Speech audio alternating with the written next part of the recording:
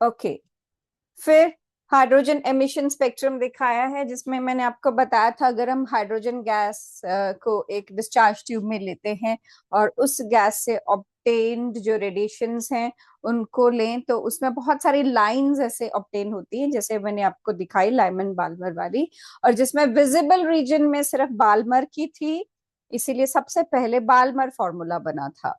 ये ट्रांजिशंस जो है लोअर टू हायर या हायर टू लोअर किसी भी वे में हो सकती है, lower shell to higher shell jump करके एनर्जी अब्सॉर्ब करके, and higher to lower energy lose करके। ठीक है, अगर ट्रांजिशन फर्स्ट शेल से किसी भी शेल पे होती है तो लाइमन सीरीज है, अगर सेकंड शेल से किसी शेल पे होती है तो बाल्मर है, थर्ड शेल से किसी शेल पे होती है तो पास्चन है, फोर्थ शेल से किसी शेल पे होती है तो ब्रैकेट है, और फिफ्थ शेल से फोर्थ शेल से ब्रैकेट, और फिफ्थ शेल से फन सीरीज। ये आपको मैंने प्रिज्म के बारे में बताया था, जब भी व्हाइट लाइट प्रिज्म से पास करती है तो वो 7 कलर्स में स्प्लिट होती है। अब ये जो 7 कलर्स हैं, इनमें कोई मार्जिन्स आपको नहीं दिखते, ये जैसे हम रेनबो में देखते हैं, विब और कॉन्टिन्यूअस लाइट जो है मर्ज करती है एक दूसरे के साथ, वो कॉन्टिन्यूअस स्पेक्ट्रम होता है। अगर सब्सटेंस को, जब हमने जैसे NaCl को हीट किया था तो उसने लाइट एमिट की थी, उसको अगर आप ऑब्टेन करते हो कलर्ड बैंड पे तो आपको, सॉरी डार्क बैंड पे, तो आपको कलर्ड लाइंस मिलती हैं एमिशन स्पेक्ट्रम में। और कोई अब्जॉर्प्शन वाला सब्सटेंस, कोई अब्जॉर्बिंग सब्सटेंस अगर आप बीच में लगा दोगे तो वो लाइंस अब्जॉर्ब हो जाती हैं और आपको कलर्ड बैंड पे डार्क लाइंस मिल जाती हैं जो रेडिएशंस एमिट हुई होती हैं उस रीजन में। ठीक है, तो ये जहां पर इलेक्ट्रॉन ऑलरेडी प्रेजेंट होता है वो उसकी ग्राउंड स्टेट होती है, और जहां पर वो जंप करके जाता है वो उसकी एक्साइटेड स्टेट होती है। वो जंप भी कर सकता है, फॉल बैक भी कर सकता है। तो इन शेल्स के बीच में, चाहे वो जंप कर रहा है, फॉल बैक कर रहा है, जो चेंज इन एनर्जी होता है दैट इज डेल्टा ई। ठीक है, और this delta E is given by H nu. Delta E is equal to H nu. एच है प्लैंक्स कांस्टेंट और न्यू है frequency. Bohr model, model of an atom में आप पढ़ते हो कि जो बोहर का मॉडल है, आपने उसमें देखा है सेंटर में न्यूक्लियस है और साइड में शेल्स हैं। इन शेल्स को ऑर्बिट्स कहा जाता है और इलेक्ट्रॉन्स फिक्स्ड एनर्जी से इन ऑर्बिट्स में घूमते हैं।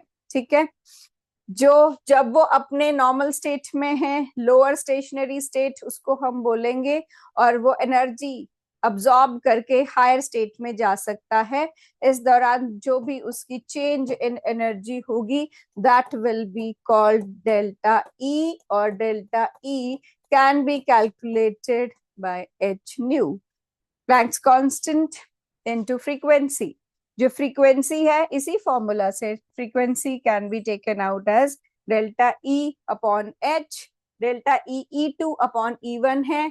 E2 हो गया हायर एनर्जी स्टेट की एनर्जी, E1 हो गया लोअर एनर्जी स्टेट की, लोअर एनर्जी स्टेट की एनर्जी। ठीक है,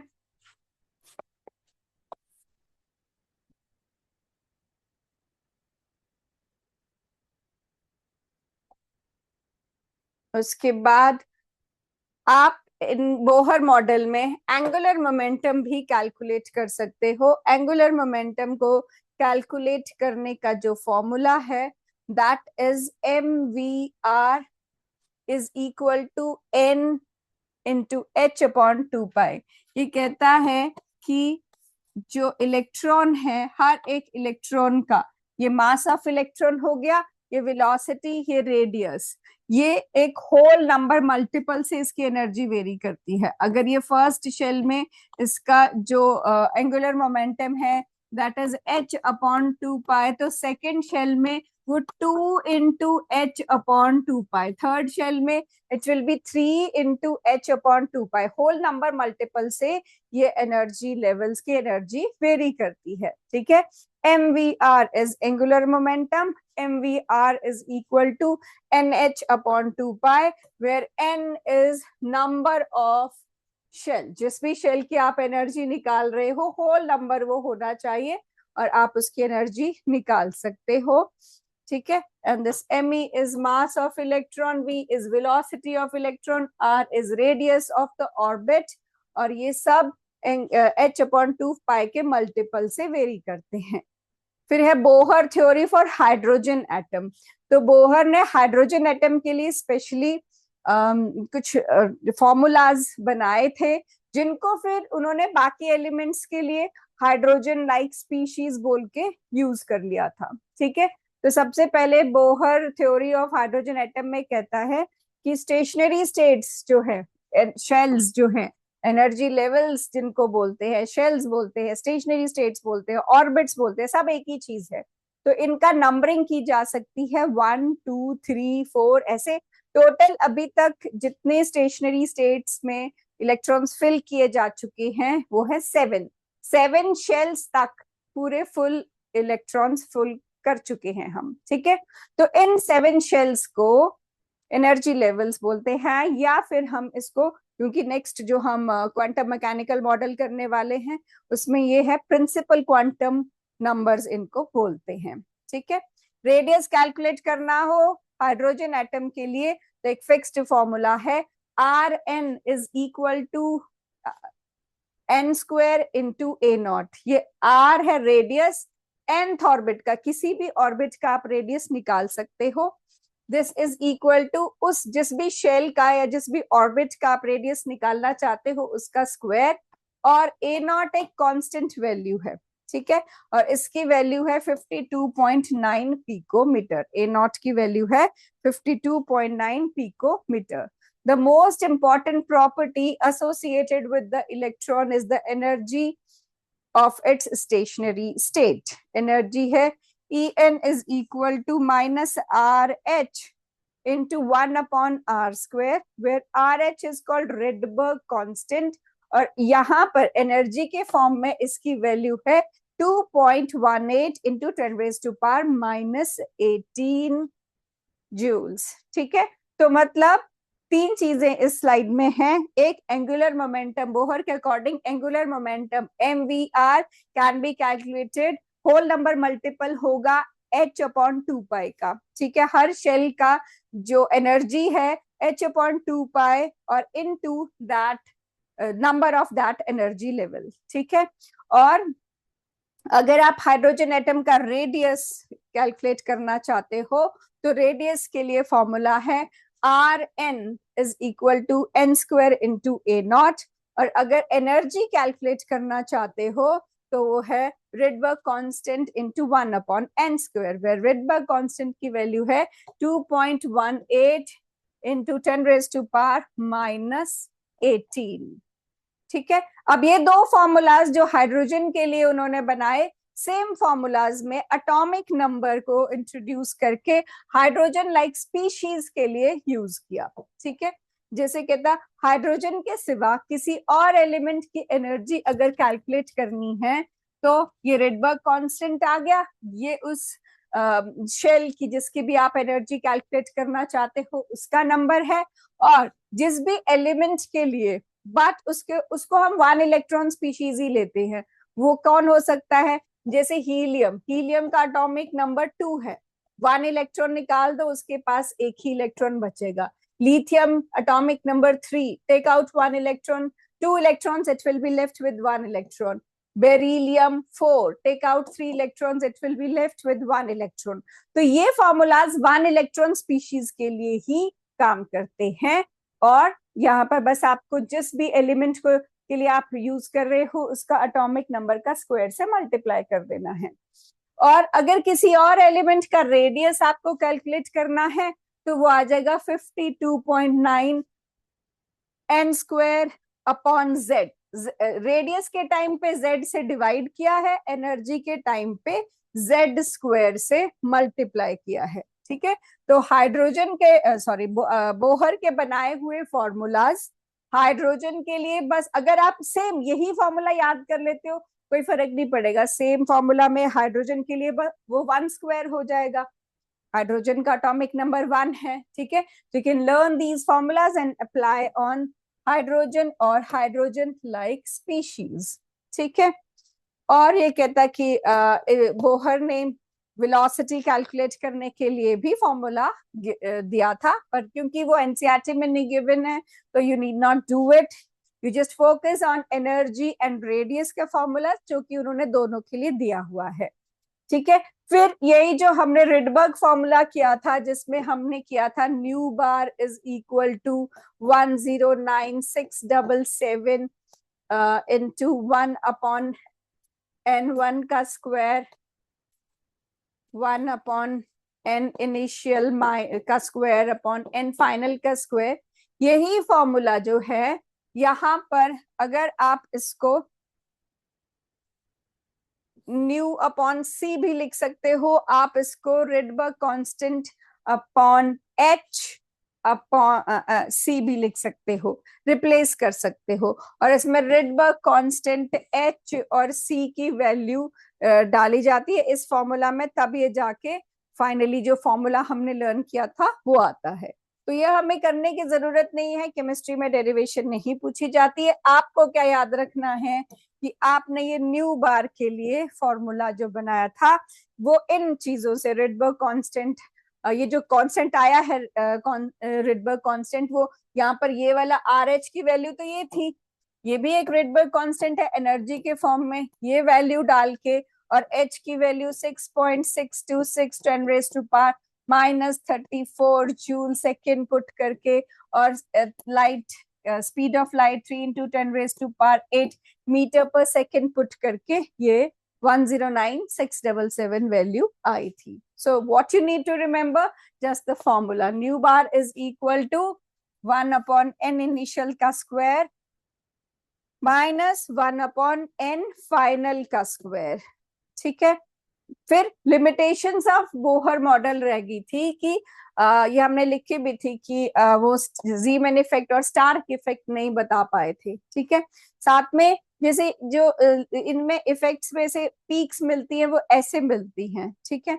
लेकिन ये कहता है ये जो पीक्स हैं ये भी फर्दर स्प्लिट होती हैं, इनमें भी छोटी छोटी छोटी छोटी ऐसे पीक्स होती हैं जो जिसको उन्होंने नहीं स्टडी किया था। तो ये कहता है it fails to account for the finer details, इसमें भी डबलेट ट्रिपलेट ये वाली पीक्स भी फर्दर स्प्लिट होती है जो उन्होंने नहीं पढ़ी थी। और ये हमने किया था वो मैग्नेटिक फील्ड में स्प्लिटिंग ऑफ स्पेक्ट्रल लाइंस नहीं इफेक्ट कर पाए थे, एक्सप्लेन कर पाए थे, और इलेक्ट्रिक फील्ड में भी स्प्लिटिंग ऑफ फील्ड नहीं एक्सप्लेन कर पाए थे। ठीक है।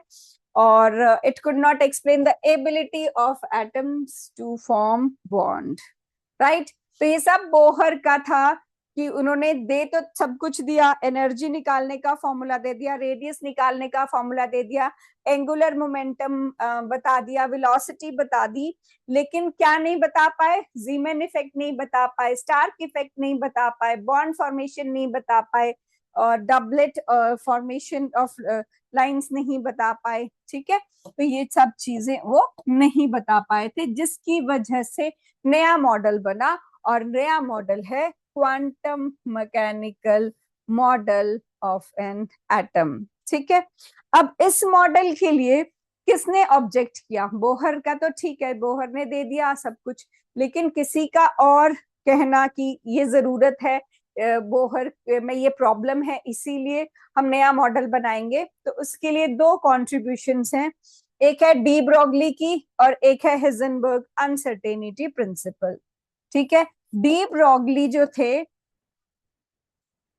डी ब्रॉगली साइंटिस्ट जो थे, उन्होंने इलेक्ट्रॉन के वेव नेचर और पार्टिकल नेचर दोनों को रिलेट किया था। ठीक है। Wave nature and particle nature. वो कहते थे इलेक्ट्रॉन के दोनों नेचर होते हैं, वेव नेचर भी होता है, पार्टिकल नेचर भी होता है। कुछ प्रॉपर्टीज ऐसी होती हैं जो इलेक्ट्रॉन के वेव नेचर से डिस्क्राइब हो पाती हैं, और कुछ प्रॉपर्टीज ऐसी होती है जो पार्टिकल नेचर से डिस्क्राइब हो पाती हैं। ठीक है। जैसे वेव नेचर में आपको ऑब्टेन होता है ऐसे डाइफ्रैक्शन पैटर्न, डेविसन और जर्मर साइंटिस्ट थे, उन्होंने स्टडी किया था बहुत डिटेल में, जो हमारे को नहीं है, because again it is history of chemistry, we need not study everything, हमें वो जरूरत है जो अभी चल रहा है, और वो है क्वांटम मैकेनिकल मॉडल। पर इन्होंने ये बताया है कि वो इसी पे बेस्ड है कि इलेक्ट्रॉन के दोनों नेचर हैं। डेविसन और जर्मर साइंटिस्ट के जो एक्सपेरिमेंट्स थे, उनको ऐसे इलेक्ट्रॉन के बिहेवियर में ऐसे डाइफ्रैक्शन पैटर्न मिला, वेव पैटर्न मिला, जिससे उनको लगा कि इलेक्ट्रॉन तो वेव की तरह बिहेव करता है। लेकिन कुछ एक्सपेरिमेंट में उनको बस एक डॉट की तरह ऑब्टेन हुआ कुछ रिजल्ट्स में, जिसको हम स्किंटिलेशन बोलते हैं। दिस डॉट फॉर्मेशन को स्किंटिलेशन बोलते हैं, और ये पार्टिकल नेचर को प्रूव करता है। तो क्या नेचर है इलेक्ट्रॉन का? ये कहता है दोनों है, कुछ प्रॉपर्टीज वेव नेचर से और कुछ प्रॉपर्टीज पार्टिकल नेचर से एक्सप्लेन होती हैं। तो इलेक्ट्रॉन का हम कहते हैं कि डुअल नेचर है, डुअल बिहेवियर है, दोनों ही है। ठीक है। De Broglie proposed that like matter, like radiation, should also exhibit dual behavior, both particle and wave-like properties. Just as photon has momentum as well as wavelength, electron should have also momentum as well as wavelength. ठीक है, ये हो गई wavelength, ये हो गया momentum. Wavelength इसका wave nature और मोमेंटम इसका पार्टिकल नेचर प्रूव कर रहा है। तो ये फॉर्मूला है lambda is equal to h upon m v. इस फॉर्मूला पे आपको बैक एक्सरसाइज में काफी क्वेश्चंस मिल जाएंगे, और वो स्ट्रेट अवे क्वेश्चंस हैं, बस आपके मैथमेटिकल स्किल्स उसमें चेक हो पाते हैं। ठीक है, तो lambda is equal to h upon m v, m और वी को पी भी लिख देते हैं, एंड दिस सिग्निफाइज मोमेंटम। ठीक है, तो ये है डी ब्रॉगली का रिलेशन कि डुअल बिहेवियर है इलेक्ट्रॉन का। And then comes Heisenberg uncertainty principal.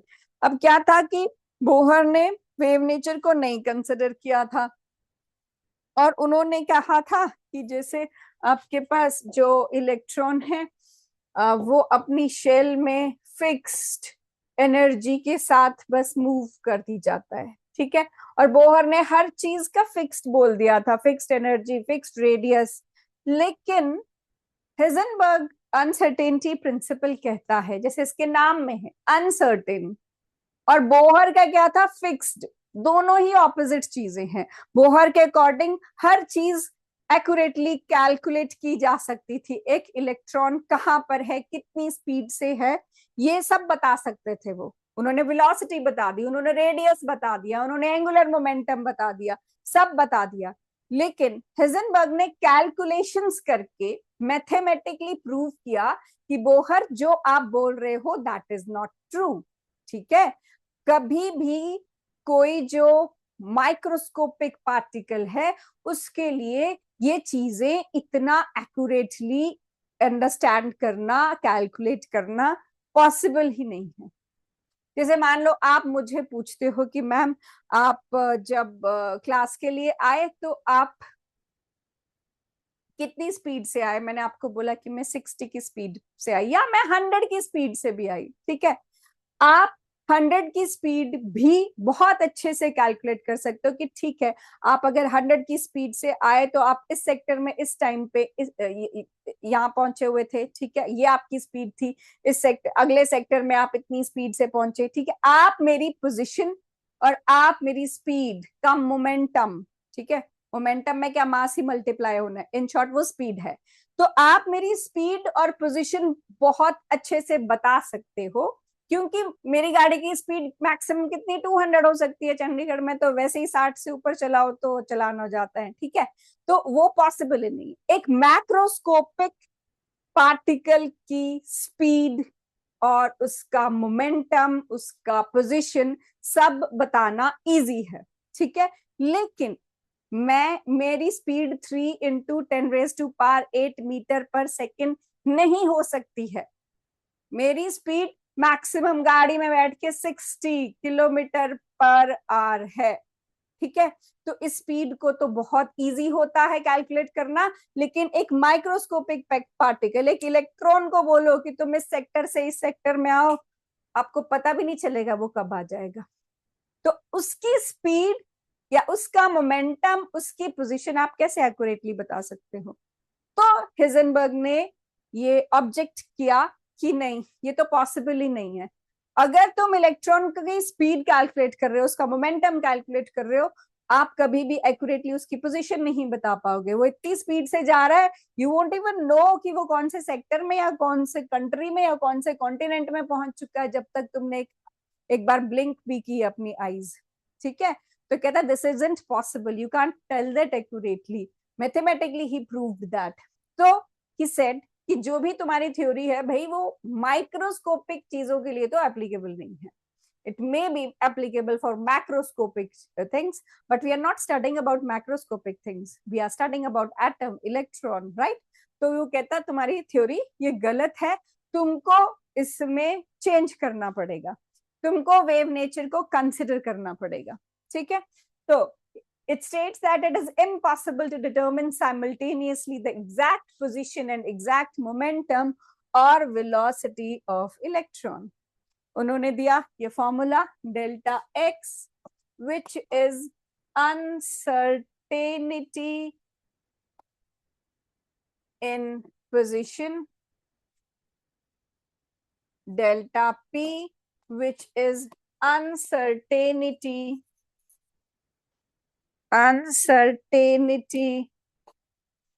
in momentum, and this is greater than equal to h upon 4 pi, where h is Planck's constant, 4 number है और pi 22/7 है। ठीक है, again you'll get a number of questions in your exercises based on Heisenberg uncertainty principle।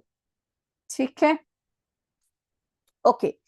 अब इसके बाद हमारे पास next आ जाता है कि अब जब इन दोनों का हो गया तो क्वांटम मैकेनिकल मॉडल आ जाता है। क्वांटम मैकेनिकल मॉडल कैसे इन सारी चीजों को इनकॉर्पोरेट करके क्या उन्होंने नया किया? तो ही सेड कि क्वांटम मैकेनिकल मॉडल में ठीक है, ये तो सेम ही रहा कि सेंटर में न्यूक्लियस है।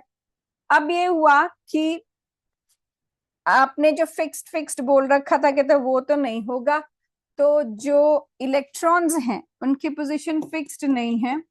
मैक्सिमम पॉसिबिलिटी है कि वो इलेक्ट्रॉन्स न्यूक्लियस के पास हों, मगर वो कितने भी दूर भी हो सकते हैं। कोई फिक्स्ड बाउंड्री इसके लिए नहीं रखी गई। ठीक है, अब कहीं पर भी हो सकता है, तो यहाँ पर कोई फिक्स्ड लाइन नहीं है, बस अप्रोक्सीमेटली स्फेरिकल बोल दिया गया उसको, लेकिन कोई फिक्स्ड बाउंड्री नहीं रखी गई।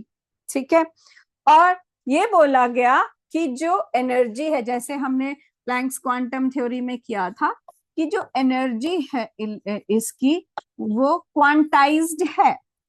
मतलब रफली वही बोहर वाला मॉडल आप दिमाग में रख सकते हो, बस बात ये कि वो फिक्स्ड ऑर्बिट में नहीं घूम रहे हैं, पर हाँ एनर्जी क्वांटाइज्ड है, एनर्जी स्मॉल पैकेट्स के फॉर्म में है, होल नंबर मल्टीपल्स के फॉर्म में ही है। ठीक है, वो होल पैकेट्स है, ऐसे नहीं है कि आधा पौना पैकेट है कोई। ठीक है, और वो क्वांटाइज्ड है, और आप इसकी एग्जैक्ट पोजीशन नहीं बता पा रहे, तभी कहीं पर भी मैंने डॉट लगा दिए हैं। ठीक है, और ये जो रीजन है जहां पर आपको इन इलेक्ट्रॉन्स को फाइंड करने की पॉसिबिलिटी मैक्सिमम दिख रही है, 90% पॉसिबिलिटी है इलेक्ट्रॉन को इस जगह पे पाने की, that reason is called orbital. ठीक है, ओके। एंड ये जो ऑर्बिटल वैसे होता है, आपने क्वांटम नंबर्स पढ़ लिए? पहले एक बात बताओ तो मैं उसके अकॉर्डिंग करूं फिर। Have you finished the chapter? Unmute your mic and let me know कहाँ तक कर लिया आपने चैप्टर, उसके हिसाब से हम स्पीड पकड़ सकते हैं।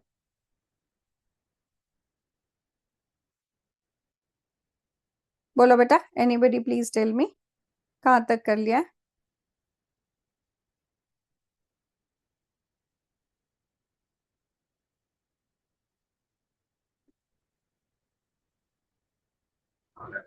Ma'am, we have completed the chapter. You've completed the chapter, fine, ठीक है, then I'll move with the speed I want to. ठीक है। सो ये कहता है 90% ये पॉसिबिलिटी है।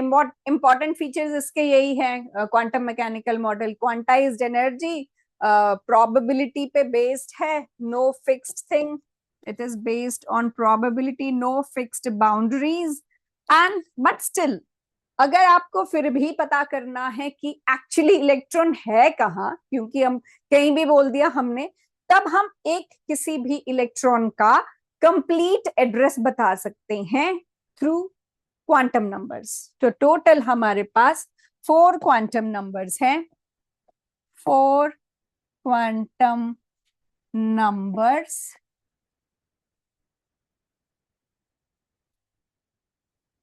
These are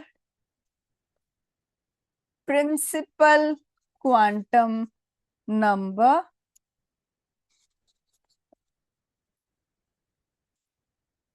azimuthal quantum number, magnetic quantum number and spin quantum number। ठीक है। अब इसको हम जो जो आपका प्रिंसिपल क्वांटम नंबर है ना, वो शेल बताता है। जो एजिमुथल क्वांटम नंबर है that tells about sub shell, magnetic quantum number tells about orbital, and spin quantum number tells about electron spin। ठीक है। After that, shell can be noted as L subshell, sorry, N subshell L, orbital M and spin S। ठीक है। Shell जैसे आपने periodic table देखा है ना, shell कितनी है टोटल पॉसिबल शेल्स जो हैं वो 7 है। 1 to 7 शेल्स तक हम कर चुके हैं। ठीक है। और सबशेल कितनी है? सबशेल टोटल 4 सबशेल हैं, S P D F। इन सब सबशेल में फिक्स्ड नंबर ऑफ ऑर्बिटल्स हैं। S में 1, P में 3, D में 5 और F में 7। ये नंबर ऑफ ऑर्बिटल्स हैं। और L की वैल्यू आपको लर्न करनी होती है। L की वैल्यू 0 है फॉर S, 1 है फॉर P, 2 है फॉर D एंड 3 है फॉर F। ठीक है। और स्पिन का क्या है? कहता इलेक्ट्रॉन या तो क्लॉकवाइज जा सकता है या इलेक्ट्रॉन एंटी क्लॉकवाइज जा सकता है। ये 2 ही स्पिन्स होती हैं इलेक्ट्रॉन की। राइट। अब अगर आपके पास कोई भी शेल है, n जैसे अगर 1 है, आपके पास जितनी शेल होती है ना उतनी ही उसमें सब शेल्स पॉसिबल हैं। जैसे कि अगर मैं एक एटम यहां पर ड्रॉ करूं तो 1 2 3 4 5 6 एंड 7 शेल्स तक हम सब चीजें डिस्कवर कर चुके हैं, इलेक्ट्रॉन्स फिल कर चुके हैं, एलिमेंट्स डिस्कवर्ड हैं। फर्स्ट शेल में 1 सब शेल, सेकेंड में 2, थर्ड में 3, फोर्थ में 4, फिफ्थ में 5,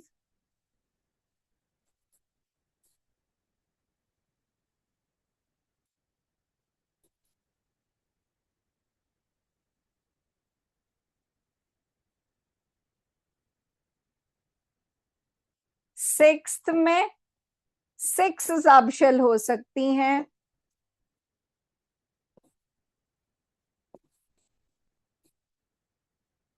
और 7 में 7 सब शेल हो सकती हैं।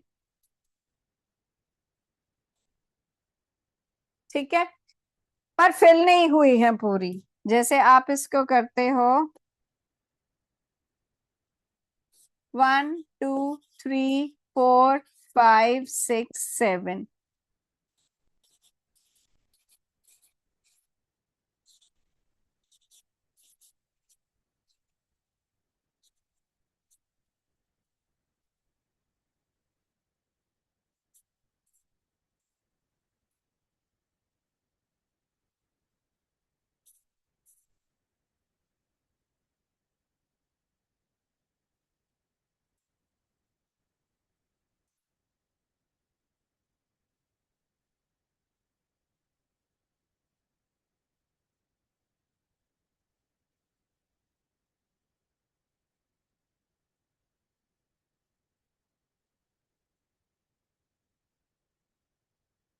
देखो, मैंने कहा जितनी किसी में शेल है उतनी ही सब शेल हो सकती है। फर्स्ट में एक सब शेल, सेकंड में दो, थर्ड में थ्री है, फोर्थ में फोर है, फाइव में, फिफ्थ में फाइव है, सिक्स में सिक्स है, सेवन में सेवन सब शेल्स है। पर अभी तक हमने उतने इलेक्ट्रॉन्स नहीं, उतने एलिमेंट्स नहीं डिस्कवर किए हैं। ठीक है, हम 7p तक सब कुछ फिल कर चुके हैं। ठीक है, बाकी ये अभी हमारा सब अनफिल्ड है, मगर ये पॉसिबल है। आपको क्वेश्चन आता है कि इनमें से कौन से जो है वो पॉसिबल हैं, तो हमारे पास ये सब पॉसिबल हैं, बस फिल नहीं हुए। जो फिल हुए हैं उनको हम ऐसे पैरेलल लाइंस लगा के ऑफ बाउ प्रिंसिपल के अकॉर्डिंग इनको अरेंज करके, एन प्लस एल रूल भी बोलते हैं इसको, बोहर ब्यूरी रूल या n plus l rule. N है नंबर ऑफ शेल और एल है जो सब शेल के लिए वैल्यू दी गई है। ठीक है, तो किसी का एन प्लस एल जितना ज्यादा होगा, आपके उस ऑर्बिटल की एनर्जी उतनी ज्यादा होगी। जितना ज्यादा एन प्लस एल, उतनी ज्यादा ऑर्बिटल की एनर्जी होगी। ठीक है, तो जैसे 1s, 2s, 2p, 3s, 3p, 4s, 3d. This is the sequence in which you fill the electrons for the configuration. So for 1s, n1, l0, n2, l0, n2, l1, n3, l0, n3, l1, n4, l0, n3, l2। ठीक है, n plus L लिख दिया मैंने। सम देखो कितना कितना आ रहा है इसका, ये सीक्वेंस में ही मैंने फिल किया है। 1s, फिर 2s, फिर 2p, 3s, 3p, 4s, 3d, 4p, 5s, पर हमें पहले 30 तक का गुजारा कर लेना है। ठीक है, सो 1 plus 0 1, 2 plus 0 2, 2 plus 1 3, 3 plus 0 3, 3 plus 1 4, 4 plus 0 4, 3 plus 2 5। अब एनर्जी वाइज हमें 2 is greater than 1, 3 is greater than 2, मगर क्योंकि इसकी शेल बड़ी है, सम तो सेम है, जिसकी शेल बड़ी होती है उसको आपको ज्यादा प्रेफरेंस देनी होती है। तो ये एनर्जी इस तरीके से इंक्रीज होती है, इसीलिए इनको इस तरीके से फिल किया जाता है। ऑफ बाउ रूल यही कहता है, ऑफ बाउ प्रिंसिपल कहता है कि पहले कम एनर्जी वाले ऑर्बिटल फिल होंगे, फिर हायर एनर्जी वाले। ठीक है, तो हमने कैसे एनर्जी कैलकुलेट की? बोहर ब्यूरी रूल से। Right it down if you don't know it, if you know it well and good, आगे करेंगे।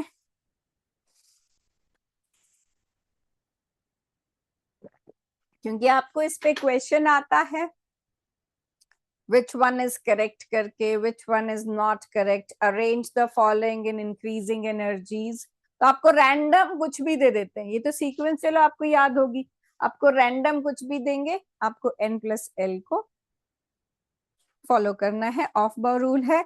ये सिर्फ इस चैप्टर की चीज नहीं है, पूरे इनऑर्गेनिक का बेस है quantum number. Your periodic table next chapter is based on quantum numbers. You can see the same sequence followed while placing those elements in the periodic table. Same sequence में आपको quantum numbers के according ही elements arranged मिलेंगे, ठीक है?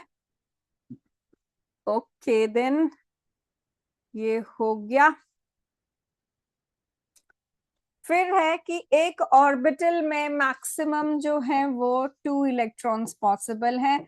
हमने कहा था एक सीधा और एक उल्टा, एक क्लॉकवाइज एक anti clockwise. This is done in order to obtain minimum repulsions, minimum repulsions between electrons, ठीक है?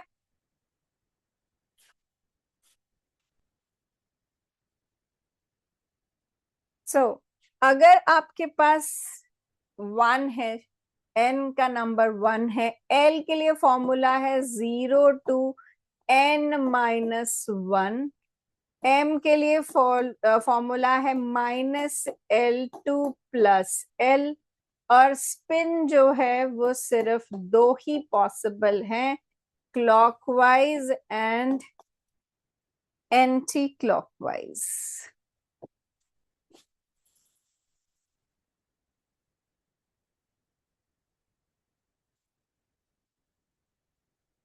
ठीक है?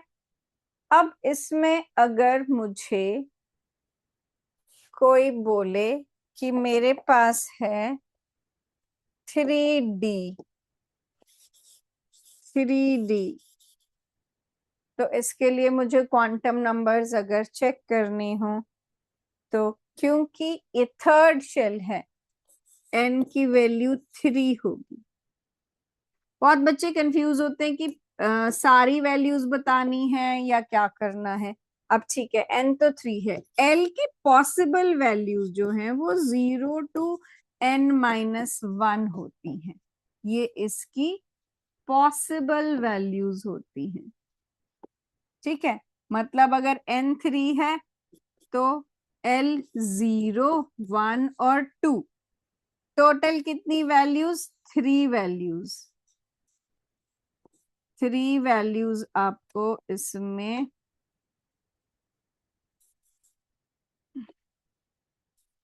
मिल रही है। 3 वैल्यूज मतलब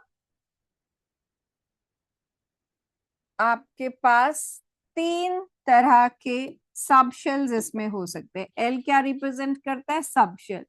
तो कितने सब शेल आपके पास हो सकते हैं? 3 सब शेल, एक एस, एक पी और एक डी। वैसे भी मैंने आपको बताया था जितनी आपके पास शेल्स हैं उतनी सब शेल्स हो सकती है। तो थर्ड शेल है तो 3 सब शेल्स ही पॉसिबल हैं, ठीक है? अगर आप ये अपने माइंड में रखोगे ना, यहाँ हेल्प मिलेगी, नहीं तो मैथमेटिकली इसको समझना थोड़ा कॉम्प्लिकेटेड हो जाता है। आपके माइंड में पिक्चर बनी हुई है कि ऐसा होता है, तो वो अल्टीमेटली पता चल जाता है कि हाँ 3 ही तो होती है, थर्ड में तो 3 ही सब शेल होती है, तो पॉसिबल वैल्यूज इस फॉर्मूला में डाल के आएगा ही 3, ठीक है? अब इसमें अगर मुझे m कैलकुलेट करना है, मैग्नेटिक क्वांटम नंबर, तो m के लिए क्या फॉर्मूला है? -L2+L, ठीक है? अब मैं सबका थोड़ा ना निकालूंगी, अगर मुझे स्पेसिफिकली इसका ही पूछा है, इसमें ये d है, d के लिए वैल्यू 2 होती है l की, तो I will just find for this value. इनके लिए नहीं मैं करूंगी क्योंकि पूछा नहीं है, 3D पूछा है। अगर उसने थर्ड शेल का पूछा होता तो I was suppose to do everything, कि थर्ड में जो भी है बता दो, तो उसने सबका नहीं पूछा है, मुझे 3D बोला है। तो D के लिए मुझे याद रखना है कि D के लिए L की वैल्यू 2 होती है, तो मुझे सिर्फ इसके लिए करना है। तो अब L is equal to 2 for D, अब m is equal to -L2+L, तो ये बन जाएगा -2 -1 0 +1 n+2।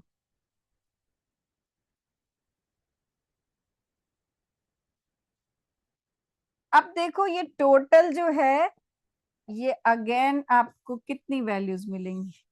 ये क्या बता रहा है? एम क्या बताता है? एम आपको ऑर्बिटल बताता है। और मैंने आपको बोला डी में कितने ऑर्बिटल होते हैं? 5 ऑर्बिटल्स होते हैं। जब आप पीरियोडिक टेबल देख लोगे ना, उसको समझ लोगे, ये चीजें और भी समझ आएंगी। ठीक है। तो डी में यू ऑलरेडी नो 5 ऑर्बिटल्स होते हैं, वो याद कर लो वैसे ही, तो यूल गेट 5 वैल्यूज। ये डी ऑर्बिटल बना दिया मैंने 5 बॉक्सेस के साथ, विच मीन्स डी में 5 ऑर्बिटल्स होते हैं। बस ऐसे आपको बताना है जो भी चीज आपको पूछी हुई है। तो इसके लिए आप अपने माइंड में एक एटम की पिक्चर ऐसे बना लो पूरी। सेंटर में न्यूक्लियस है, ये फर्स्ट शेल। फर्स्ट शेल में 1s है। ठीक है।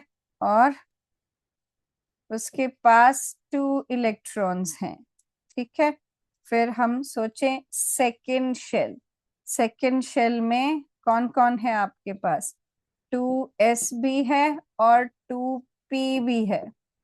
s में मैक्सिमम 2 इलेक्ट्रॉन्स हो सकते हैं और p में मैक्सिमम 6 हो सकते हैं। फिर आती है थर्ड शेल। ठीक है। थर्ड शेल में क्या क्या हो सकता है?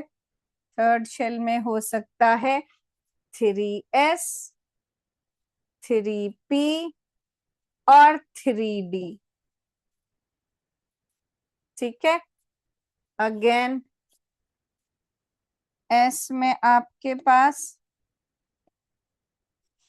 2 इलेक्ट्रॉन्स, p में 6 इलेक्ट्रॉन्स और d में 10 इलेक्ट्रॉन्स। ये थर्ड शेल में पॉसिबल है। फिल किसका कितना हो रहा है, दैट इज डिफरेंट। आपको पहले ये पता होना चाहिए किस शेल में कितनी चीजें हैं। ठीक है। फिलिंग के सीक्वेंस है। फिर आता है ये फोर्थ। अब मैं इसको कैसे बनाऊं, थोड़ा सा स्किप कर देती हूँ, है ना, ताकि ये ना कटे। यहां से ये फोर्थ शेल। ठीक है। अब फोर्थ में कौन है? 4s है, 4p है, 4d है और 4f है।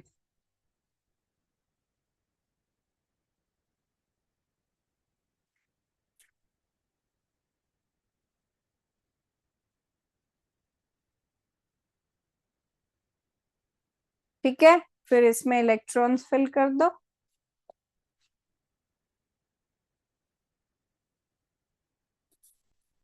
4s में 2, 4p में 6, 4d में 10 और 4f में 14।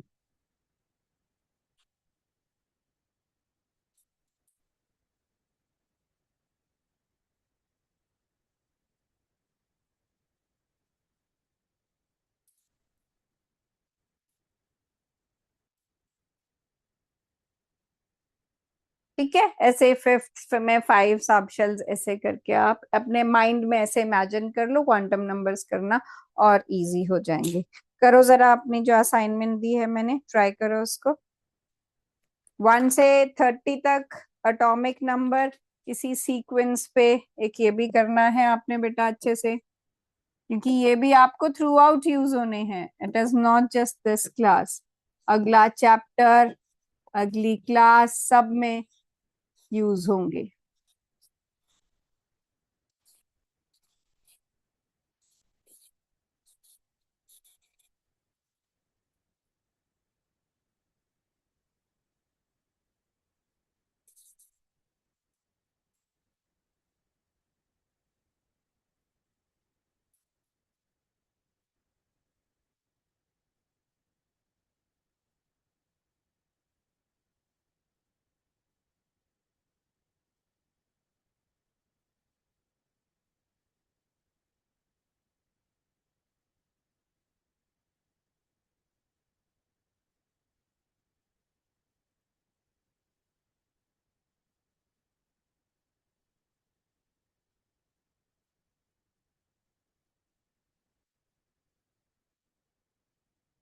अच्छा, एक और बात बताओ, अभी आज तो जैसे ये टॉपिक ही होगा कॉन्फ़िगरेशन तक का, फिर इसमें रह जाएगा शेप्स, नोड्स, और बाकी रूल्स, एक्सेप्शंस।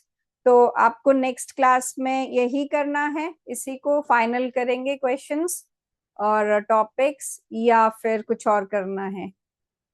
आप में से बताओ मुझे कोई। इन्हीं क्वांटम नंबर्स के क्वेश्चंस और कॉन्फ़िगरेशन बेस्ड और नोड्स वगैरह, शेप्स वगैरह करनी है, या नेक्स्ट चैप्टर करना है? हाँ जी।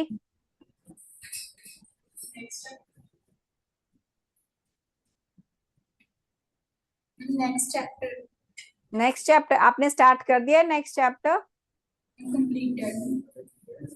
Third chapter classification of elements complete कर दिया? यस।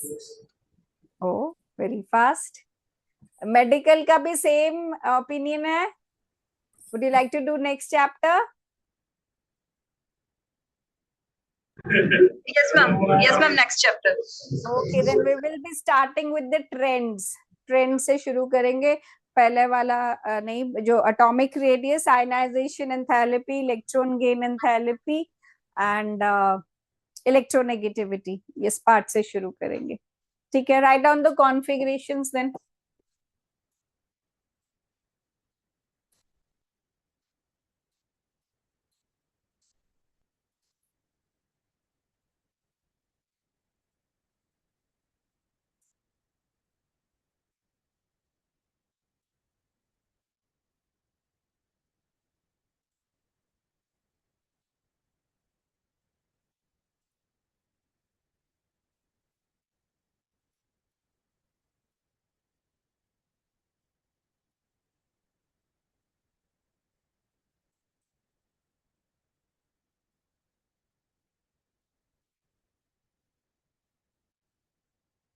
आप हमेशा जो इनर्ट गैस है उससे आप इसको रिप्लेस कर सकते हो। लाइक अगर आपको यहाँ पर ये हीलियम इनर्ट गैस है, you can replace this 1s2 with helium. Then neon inert gas है, तो you can replace whole configuration with neon and start with 3s1। ठीक है, 3s2, 3s2, 3p1।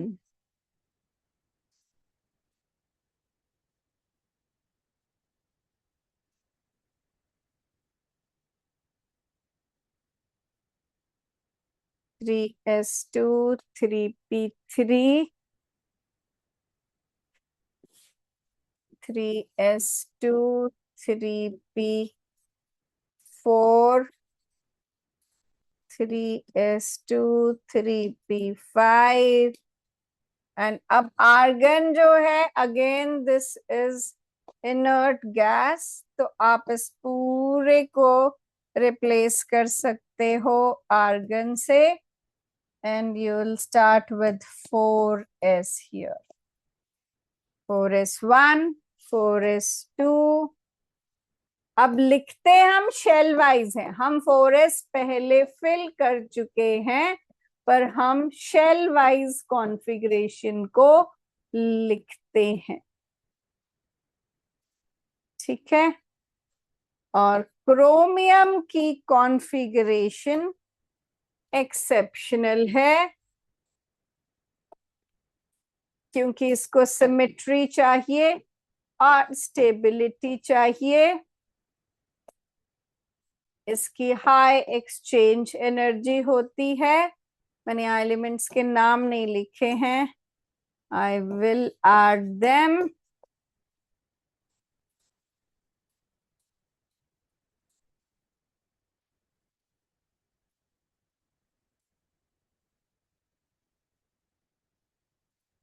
Similarly copper की कॉन्फ़िगरेशन भी exceptional होती है, वो भी 4s में से एक इलेक्ट्रॉन लेके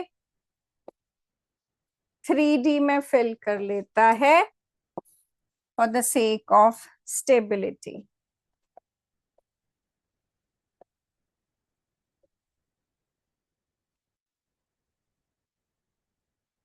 ठीक है। 21 is scandium, titanium, vanadium, chromium, manganese, iron, cobalt, nickel, copper and zinc. ठीक है। Any doubts related to this topic you can ask?